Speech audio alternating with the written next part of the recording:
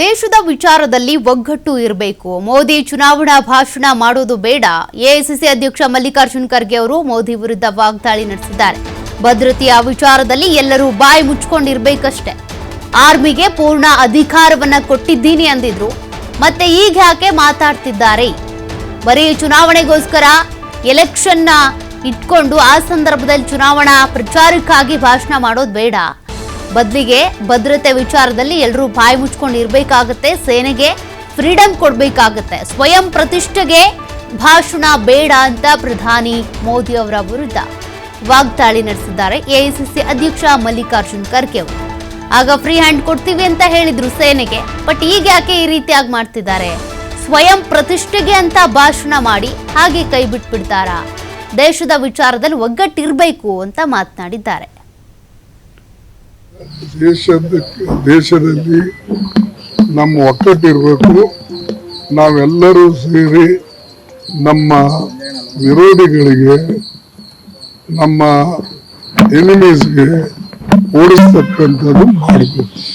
ಅದಕ್ಕೆ ನಾನು ಪದೇ ಪದೇ ಅವ್ರು ಹೇಳಿದ್ದಕ್ಕೆ ಸ್ಟೇಟ್ಮೆಂಟ್ಗೆ ಪುನಃ ಅದಕ್ಕೆ ಪ್ರತಿಯಾಗಿ ಹೇಳ್ತಕ್ಕಂಥದ್ದು ನನಗೆ ಅಷ್ಟು ಸಮಂಜಸ ಕಾಣಲ್ಲ.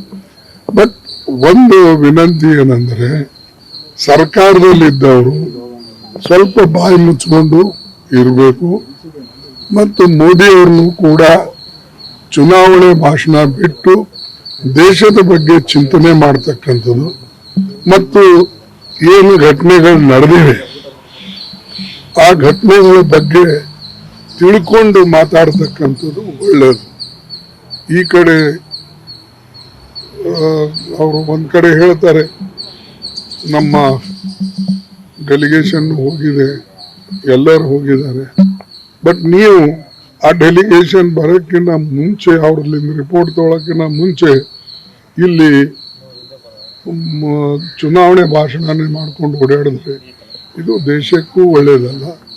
ಮತ್ತು ದೇಶದಲ್ಲಿರ್ತಕ್ಕಂಥ ಎಲ್ಲ ಇದರಲ್ಲಿ ಪಕ್ಷ ಭೇದವಿಲ್ಲದೆ ನಾ ಹೇಳ್ತಾ ಇದ್ದೀನಿ, ಎಲ್ಲರೂ ಕೂಡಿ ಮೊದಲೇ ನಮ್ಮ ದುಶ್ಮನರಿಗೆ, ಎನಿಮಿಗಳಿಗೆ ಎದುರಿಸ್ತಕ್ಕಂಥ ಕಡೆ ಲಕ್ಷ್ಯ ಹೆಚ್ಚಿಗೆ ಕೊಡಬೇಕು. ಮತ್ತು ಬರೀ ನಾನು ಇದು ಮಾಡೀನಿ ಅದು ಮಾಡೀನಿ ಒಬ್ರು ಹೇಳಿದ್ದಾರೆ ಅಂತ ಹೇಳಿ ನಾವು ಹೇಳ